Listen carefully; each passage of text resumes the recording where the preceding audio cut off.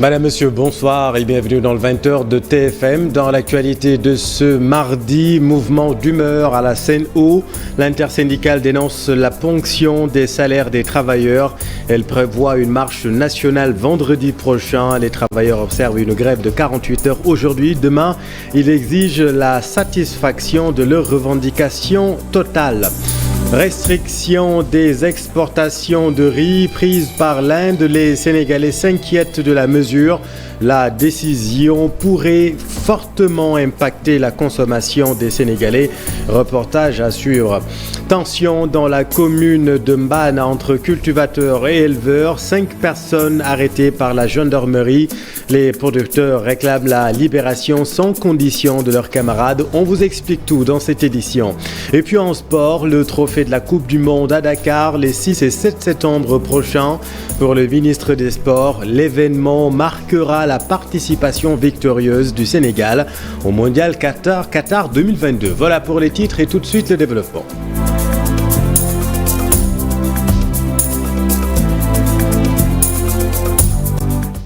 L'intersyndicale des travailleurs de la Seine-Eau entame la deuxième phase de son plan d'action. En mouvement de grève aujourd'hui et demain, les travailleurs annoncent une marche nationale vendredi prochain. Ils exigent la satisfaction totale de leurs revendications, compte rendu de leur assemblée générale tenue aujourd'hui. Fatou Bintou Conté et Pape Sangoné Mbaye. Ils comptent investir la rue. Les travailleurs de Seine-Eau, après 48 heures de grève, vont battre le macadam ce vendredi. Une marche nationale pour décrier leurs conditions de travail au sein de l'entreprise. Il y a 48 heures de grève totale à partir d'hier et d'aujourd'hui et de demain. Nous avons observé une grève de 48 heures. Après, on fera une évaluation. Mais nous lançons un appel pour une grande mobilisation en direction de la marche de vendredi. Ces travailleurs qui étaient en assemblée générale reviennent sur leur plateforme revendicative qui repose sur 14 points. À savoir une augmentation des salaires à 40% déjà. L'augmentation des primes de logement, parce que les logements actuels, ce que nous avons comme primes ne suffisent plus aux travailleurs même de se loger en banlieue dans des conditions décentes. Nous leur avons demandé d'augmenter les primes de transport, les primes de responsabilité qui n'ont rien de primes de responsabilité. Nous avons donc demandé une gestion équitable des promotions internes. Parce que ce qui se passe ici, c'est les promotions externes, des gens venus d'ailleurs avec des compétences minimes qui occupent des postes de responsabilité sur le dos des travailleurs. Les travailleurs de Seine-Eau s'indignent aussi que leur salaire de ce mois soit ponctionné. La direction générale non seulement n'a rien proposé aux travailleurs, s'est contentée de ponctionner des salaires qui sont déjà très maigres. Et sur ce, une solidarité est vite développée pour pouvoir les soulager. Nous prenons la solidarité pour permettre aux travailleurs quand même d'avoir une ligne de crédit qui permette au moins de soulager certains qui sont dans des difficultés. Est venu apporter son soutien, Guy Marius Sagna appelle tous les Sénégalais à la marche nationale de ce vendredi. Depuis l'arrivée de l'entreprise Suez qui contrôle la gestion de l'hydraulique urbaine, les travailleurs souffrent. Il n'y a aucune amélioration dans leurs conditions de travail. C'est la raison pour laquelle nous invitons les Sénégalais à nous rejoindre dans le combat. Tension sur le riz en perspective au Sénégal. La décision de l'Inde de restreindre ses exportations pourrait fortement impacter le Sénégal. Importateurs et consommateurs s'inquiètent des répercussions sociales. Vous allez le voir dans ce sujet réalisé par Cheikh Diop et Diafaraba. Le gouvernement indien a pris la décision de suspendre l'exportation du riz brisé au Sénégal. Une mesure des conséquences. C'est ce qu'on avait vécu en 2008. Donc en 2008, il y avait cette crise-là qui avait poussé les Indiens à bloquer leur exportation. C'est le même cas aujourd'hui aussi. S'ils se sentent menacés, ils bloquent les importations, les exportations. Non, parce que aussi, il y a la Chine qui s'est réveillée pour acheter de grosses quantités au niveau de l'Inde et qu'eux aussi, c'est de gros consommateurs de riz. Donc ils se sont dit, donc, on ne va pas tout vendre pour se retrouver dans la famine. C'est pour ça qu'ils ont bloqué l'exportation pour garder ça pour leur propre consommation. En ce cas, c'est la pénurie. On va vers une pénurie qui se profile à l'horizon. Pour le moment, le Sénégal dispose d'un stock à même de le couvrir 2 à 3 mois. Pour Moustapha Tal, une solution urgente doit être trouvée pour éviter le pire. Aujourd'hui, si vous voulez même commander un bateau, il n'y a pas de disponibilité. Parce qu'aujourd'hui, le marché est approvisionné par des multinationales. Quelques multinationales qui amènent des bateaux ici pour les mettre dans leur propre entrepôt et le distribuer ou bien des fois le vendre à des commerçants importateurs qui se disent importateurs et qui le versent dans le marché. Donc ce sont ceux-là qui approvisionnent le marché avec l'aide de leurs banques. C'est les banques européennes qui les accompagnent. Contrairement à nous, on n'a pas de banques qui peuvent nous permettre de faire une commande à l'extérieur parce que si vous commandez à l'extérieur, il faut avoir une lettre de crédit irrévocable et confirmée. Irrévocable et confirmée de banques de premier ordre. Donc nos banques ne sont pas des banques de premier ordre. Il faut qu'ils comptent sur les banques européennes pour confirmer les lettres de crédit. Et ces banques-là leur exigent le provisionnement intégral du montant. Vous voyez, donc, nos banques sont out, ne sont pas dans le marché. La décision du gouvernement indien, un coup dur pour un secteur déjà fragilisé. Revoir complètement la libéralisation et faire en sorte que les importations soient organisées, soit faire en sorte que aussi les importateurs soient identifiés et agréés. Et ces importateurs-là, c'est eux qui distribuent, qui commercialisent le riz local. Et en commercialisant le riz local, on saura combien de tonnes nous produisons et combien de tonnes nous avons besoin. Et cela nous permet de faire un appel d'offres international. Et cet appel d'offres va être peut-être gagné par les pays producteurs, mais pas des multinationales intermédiaires. C'est le pays producteur comme le Pakistan, l'Inde, le Vietnam, et la Thaïlande. Ce sont ces pays qui vont postuler. Parce que ce sont eux-mêmes qui peuvent assurer une livraison d'une certaine quantité. La majeure partie des Sénégalais consomment presque tous les jours du riz, d'où l'importance de ce produit. Raison pour laquelle le gouvernement doit multiplier les efforts en vue de mieux protéger cette denrée des Sénégalais. Cher, et dans ce contexte d'inflation galopante, une éventuelle pénurie du riz serait un drame social car tout ou presque est très coûteux déjà dans le fameux panier de la ménagère. Regardez ce reportage de Moussa Mané et Papsango Dembaye. La hausse des prix notée ces derniers temps sur certains produits ne laisse pas indifférent la population. À Fann, il est difficile pour certains commerçants de travailler en toute tranquillité. Le sac de pommes de terre coûte 11 000 francs CFA et celui d'oignons à 18 000 francs. Vraiment, si ça persiste, cela ne va pas nous arranger. Pour ces chefs de famille, la cherté des prix a complètement changé leur mode de vie. C'est très dur pour nous qui sommes pères de famille. Le sac de riz coûte excessivement cher. Dans la rue, nous ne parvenons même pas à hausser la tête. On a même parfois peur d'aller au marché. La situation est vraiment difficile. On a du mal parfois à bien préparer le repas, surtout pour nous les démunis. Pour parer à cette situation, ils sont obligés à leur tour d'augmenter les prix pour s'en sortir. Il est parfois difficile pour nous d'augmenter certains produits, mais nous sommes obligés. Nous n'avons pas augmenté le prix de l'eau. C'est vrai que le prix des sachets a augmenté, mais nous, on vend toujours à 50 francs. La flambée des prix notée sur le marché inquiète de jour en jour les ménages. Cependant, ils invitent l'État du Sénégal à revoir la situation. Litige foncier à Touba Renaissance, Macky Faye apporte des précisions. Accusé d'accaparement d'un espace commun à la cité Touba Renaissance, le promoteur de cette cité réfute les accusations faites par le collectif des résidents de la cité. Compte rendu Fatima Touré et Modou Diop. Acculé et indexé par les résidents de la cité Renaissance d'une confiscation illégale d'un espace commun à la dite cité, Macky Faye apporte la réplique. Face à la presse, le directeur de la société SCI Promobilière balaie d'un revers de la main toutes les accusations et parle de calomnie. Une assiette centrale réservée à la construction d'immeubles, et d'une école devra être réalisé conformément au plan revêtu de la mention d'approbation.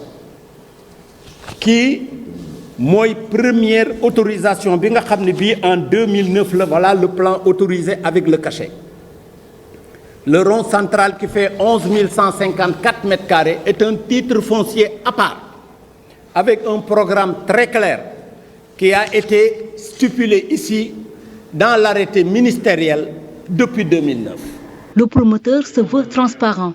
Il déclare avoir respecté tous les engagements pris lors de la vente des parcelles. MADEF, tout ce qui concerne l'assainissement. J'ai pris en compte tout ce qui concerne l'assainissement. J'ai dépensé près de 189 millions pour réfectionner le canal défectueux qui se trouve derrière la cité pour permettre l'écoulement facile des eaux usées.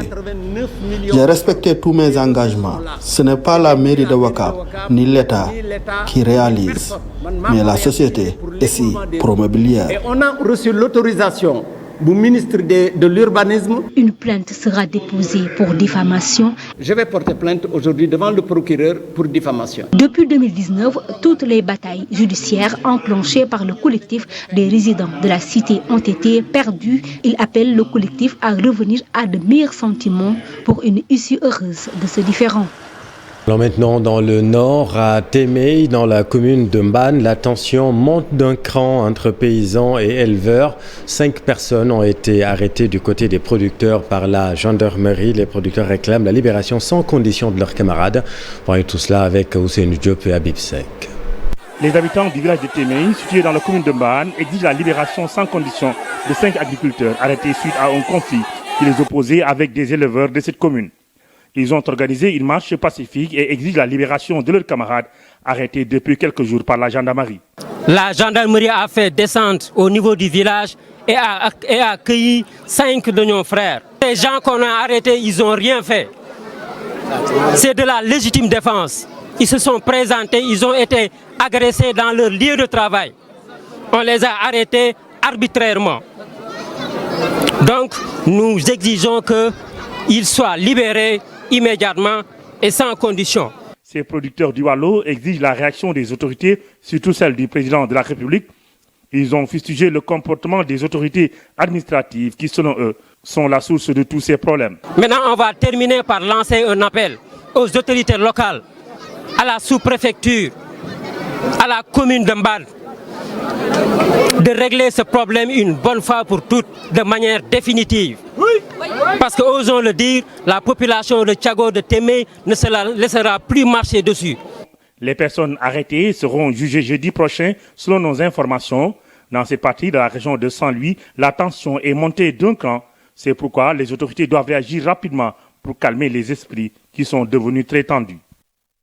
Merci Ousseinou. Toute autre chose à présent, le trafic de marchandises illicites, y compris la drogue, est un phénomène international qui a un impact dévastateur sur le développement social et économique ainsi que sur la santé publique.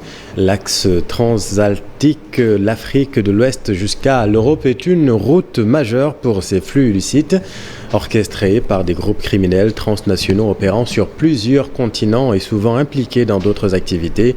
La police sénégalaise en formation avec 29 pays membres ont accentué leur échange sur les stratégies à adopter. L'objectif est de supprimer les trafics illicites de marchandises par voie maritime. Suivons là-dessus les explications de Matar Diop, contrôleur général de la police nationale. C'est vraiment un séminaire qui va regrouper les points focaux du projet SICOP, points focaux d'Afrique de l'Ouest. C'est important quand même qu'on puisse avoir une plage de concertation, de discussion ensemble pour essayer de discuter sur des questions d'ordre stratégique et faire en sorte que justement on essaye de resserrer la coopération entre les différentes forces de contrôle. Parce que comme vous le savez, la criminalité transnationale organisée, c'est vraiment enjambe les frontières. Donc un seul pays ne peut pas venir à bout justement de cette criminalité. Donc il est nécessaire quand même qu'il y ait cette coopération. Au niveau de l'Afrique de l'Ouest, c'est vraiment, je pense, quelque chose de fondamental. Justement parce que d'ailleurs nous on a même l'habitude de travailler ensemble sur d'autres thématiques. Et en matière, sur le plan maritime, il y a une certaine spécificité. Parce que comme vous le savez, le transport maritime, en fait c'est le transport qui convoie la plus grosse quantité de marchandises au monde par rapport au transport aérien et au transport terrestre. Et venons-en aux préparatifs du Grand Magal de Touba 2022, journée de nettoiement au marché Ocas de Touba. L'Association des commerçants et industriels du Sénégal tire la sonnette d'alarme. Ses membres invitent les commerçants à plus de responsabilités et de veiller au respect des prix homologués des denrées alimentaires de première nécessité. Cheikh Awa Balla Diakhaté, président de la commission communication avec notre équipe à Touba.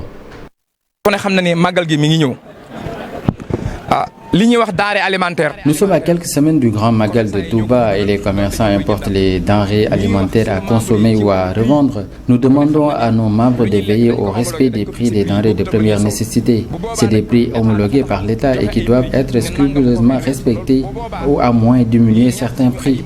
Autre point, la question des produits périmés. C'est l'occasion d'inviter tout commerçant à sortir des rayons et étagères les produits périmés. Même s'il y a des oublis, chacun doit prendre ses responsabilités. Nous dégageons donc nos responsabilités sur toute faute commise par un commerçant qui s'entête à garder des produits périmés et qui serait tenté de l'écouler sur le marché. Nous sommes des commerçants, mais nous devons donner le bon exemple en tant que citoyens sénégalais.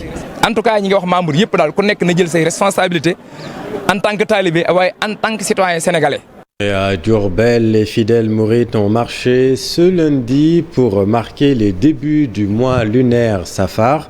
Des centaines de fidèles ont sillonné les artères de la ville pour dire merci à Serigne Touba qui a travaillé à la libération de l'homme noir. Compte rendu de cette marche religieuse et pacifique, Babacar Diouf et Nongondiaï. Diourbel, la ville où Serigne Touba Khadim Rassoul a été placé en résidence surveillée pendant 15 bonnes années, a une manière toute particulière d'annoncer l'avènement du mois béni de Safar. Comme chaque année, les mourides marchent dans la ville pour annoncer le grand événement. Nous sommes de Diourbel, nous avons eu l'idée. Cette journée nous rappelle notre statut d'homme libre. Serigne Touba, notre sauveur, a coupé les liens qui faisaient de nous des hommes à la solde du colon. C'est pourquoi à chaque jour de Safar, nous rendons grâce à Dieu. Cette journée du premier Safar marque le début de la libération de l'homme noir. C'est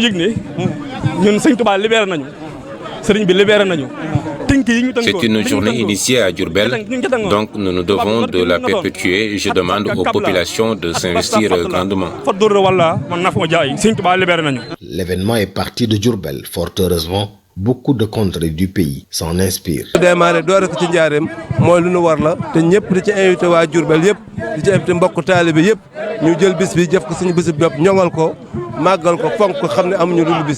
de Kër Goumak, devant la mosquée, les fidèles mourides ont marché sur toute la ville pour annoncer la bonne nouvelle.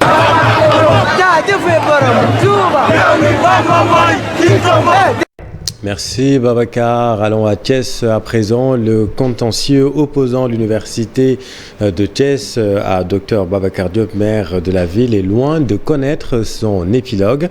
Le comité pour la défense du patrimoine de l'université Iba Der Thiam de Thiès a tenu un point de presse pour éclairer la lanterne. Selon leur porte-parole, Dr Babacar Diop et ses conseillers juridiques sont dans l'illégalité la plus absolue. Voilà tout cela avec Cheikh Anta Diop et c'est la tire. Les syndicalistes de l'université Iba Der Thiam de Thiès, étudiants, s'érigent en bouclier pour dire non au maire de Thiès, Babacar Diop, et ses conseillers juridiques qui, disent-ils, n'ont aucun document leur octroyant ces terres. Le site de 52 hectares affecté à l'université ne contient que 1560 places pédagogiques, alors que l'université attend près de 10 000 étudiants pour l'année universitaire 2022-2023. De plus, certains actes posés par la mairie de la ville de Thiès sont à déplorer. Le maire, accompagné de ses collaborateurs, a tenté à plusieurs reprises d'arrêter les travaux de réhabilitation de l'auberge des jeunes engagés par l'État en usant de la force. Selon leur porte-parole, l'occupation des locaux sur le site par l'université Iba Der Thiam de Thiès s'est faite sur instruction du président de la République. La mairie de la ville n'a jamais prêté de bâtiment dénommé Auberge des Jeunes et auditorium à l'université. L'occupation des locaux sur le site de l'ancien cinéma Amitié par l'université Iba Der Thiam de Thiès s'est faite sur instruction du président de la République en 2011.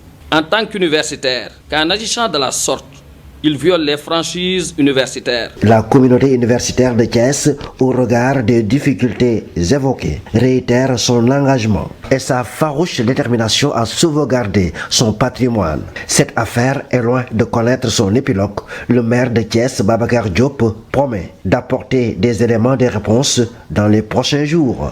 Les populations de Simal dans la commune de Fimela se sont mobilisées pour réfectionner le pont du village.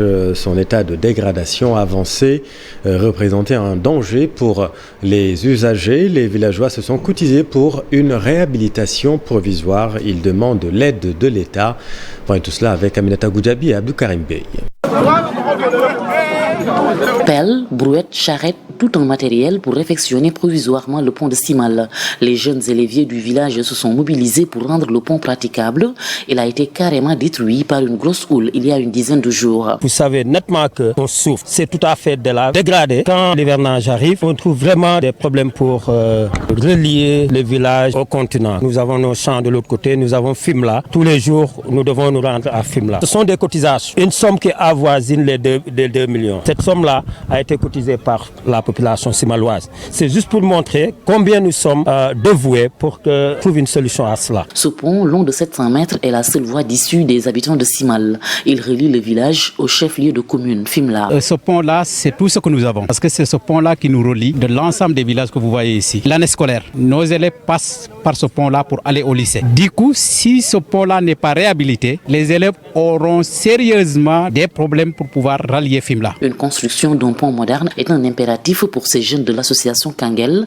L'ancien, délabré, constitue à présent un danger. Il nous faut une réhabilitation rapide du pont. Et ça, les villageois ne peuvent pas continuer à assurer cette réfection du pont. D'ailleurs, on en a même à chaque fois qu'il y a danger, c'est les populations qui se lèvent, qui se cotisent pour réhabiliter le pont avec les moyens du bord. Là, présentement, nous avons fait des cotisations à hauteur de 2 millions pour que ce travail-là soit fait. Et nous aimerions au moins que cela soit solutionné de façon définitive. Et nous comptons beaucoup sur l'État. Le maire de Fimela rassure les populations de Simal et leur demande de patienter davantage. Simal est retenu sur le programme social de désenclavement. Il y a une mission qui sont venues ici de l'autoroute du ministère. Donc on est à l'étape finale qui est l'étape d'approbation. Donc je pense que sous peu de temps, ce sera dans l'oubli. Ils vont construire le pont et ça sera suivi d'une route goudronnée jusqu'à Simal de 2 km. C'est l'ONG World Vision qui avait construit ce pont artisanal à Simal en 2002 pour désenclaver le village. Les années qui passent et les intempéries l'ont rendu vétuste et quasi impraticable. Merci Aminata. Dégradation des réseaux de télécommunications dans le nord. Des Sénégalais se connectent sur les réseaux de la Mauritanie. C'est le sort des habitants du Dandemayo, enclavés et envahis par les eaux de pluie. Ces populations ne disposent plus des réseaux nationaux pour communiquer. Le directeur général de l'ARTP promet des solutions dans les meilleurs délais. Ali Mandénian et Lajli. Au-delà de l'envahissement des eaux qui ont rendu la zone difficile d'accès, les populations du Dandemayo n'ont pas également accès au réseau téléphonique national. De Djamel à Djogel, les habitants de toutes ces localités sont aujourd'hui obligés de se connecter sur les réseaux de la Mauritanie pour communiquer avec le reste du pays. Face à cette situation, la RTP vient de lancer une opération de contrôle et de diagnostic à l'endroit des 3 opérateurs. Oblige la RTP d'acquérir des équipements de dernière génération pour être à même de qualifier la qualité de ces réseaux de télécommunications. Donc c'est en cela que je suis là, accompagné par... je suis venu épauler, encourager mes équipes qui, pour sillonner l'ensemble des localités du Dandemayo, des routes, des infrastructures routières sont en train d'être mises en place, les aménages agricoles sont en train d'être mis en place. Si on a des routes, on a l'agriculture, si on n'a pas le numérique. Alors maintenant dans le sud, frappé par un mandat d'arrêt international sur l'affaire du carnage de Boffa Bayotte, César Atoute Badiate est l'un des signataires des derniers accords de paix de Bissau. Le chef du Front Sud du MFDC aurait-il bénéficié d'une grâce présidentielle, s'interroge le coordonnateur du mouvement Vision Citoyenne. En point de presse, Madia Diop Sané interpelle les organisations de la société civile sur le sort du journaliste René Capain-Bassène et ses co-détenus envoyés en prison pour le reste de leur vie. Le porte-parole Madja Diop avec notre équipe dans le sud. L'opinion veut savoir comment César Atoub Badiat a pu négocier et signer de ses propres mains ces accords de paix selon des sources, alors qu'il fait l'objet d'une condamnation et d'un mandat d'arrêt international lancé contre lui par la justice de notre pays depuis le 13 juin 2022. Est-ce à dire que le mandat d'arrêt est levé 2 mois après son entrée en vigueur? A-t-il bénéficié d'une grâce présidentielle?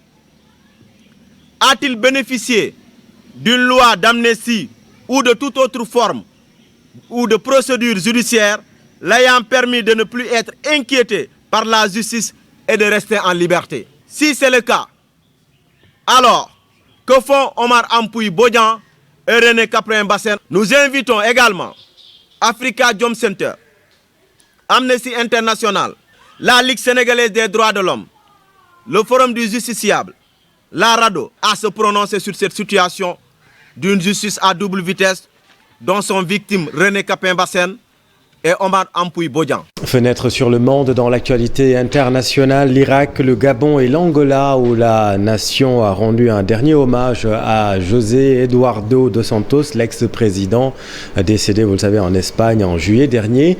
Le récit de Daniel Diouf. L'Angola a rendu dimanche un dernier hommage à l'ex-président José Eduardo dos Santos. Il aura marqué l'histoire du pays par 38 ans d'un règne entaché d'accusations de corruption et de népotisme. Un héritage controversé. D'ailleurs, certains de ses enfants étaient opposés à ses funérailles nationales. José Eduardo dos Santos, à la tête de l'Angola de 1979 à 2017, est mort en juillet dernier à 79 ans à Barcelone où il vivait depuis 2019. L'ancien chef d'État angolais aurait eu 80 ans dimanche, le jour de ses funérailles. La semaine africaine du climat, l'une des réunions de préparation à la conférence de l'ONU à Sharm el-Sheikh en Égypte en novembre prochain sur le changement climatique, s'est ouverte lundi à Libreville, la capitale gabonaise, en présence d'1 millier de représentants de gouvernements, d'organisations internationales, d'ONG et du secteur privé de plus de 60 pays africains.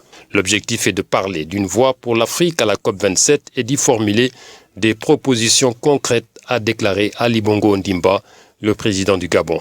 Le Gabon, le deuxième poumon de la Terre après l'Amazonie, Libreville est souvent salué par la communauté internationale pour son combat exemplaire pour préserver sa biodiversité et lutter contre le réchauffement climatique. Les pays africains ont appelé lundi à mettre fin à l'injustice climatique. Pas normal que l'Afrique paye le plus lourd tribut au réchauffement climatique alors que le continent est responsable de moins de 4% des émissions mondiales de gaz carbonique, estiment les pays africains.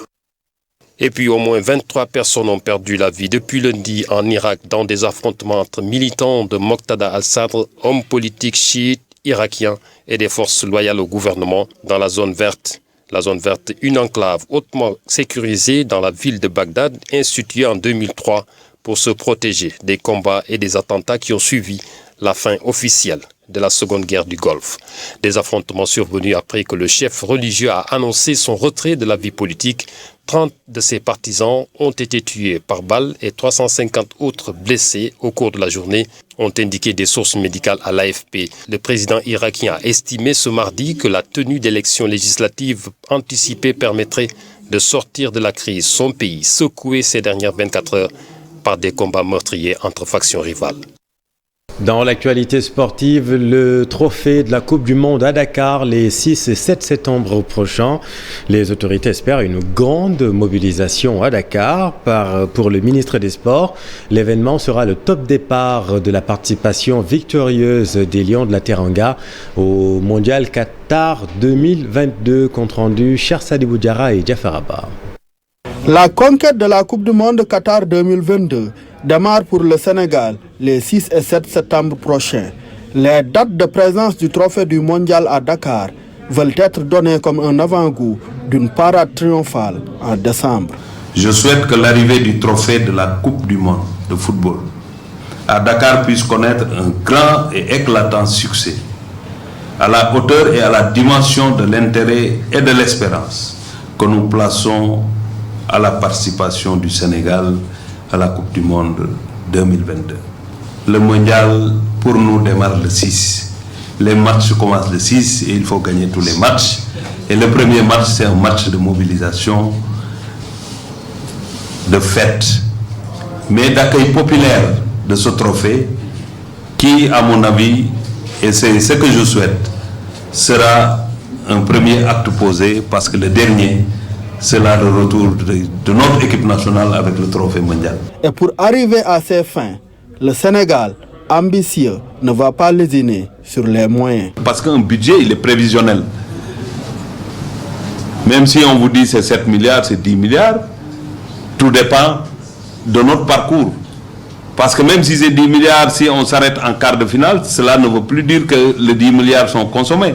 Donc ne vous inquiétez pas pour ça. L'État est en train de mobiliser les moyens et comme je l'ai indiqué tout à l'heure, nous n'allons pas au Qatar parce que nous sommes tout simplement qualifiés. On y va en tant que première équipe africaine et 18e mondiale.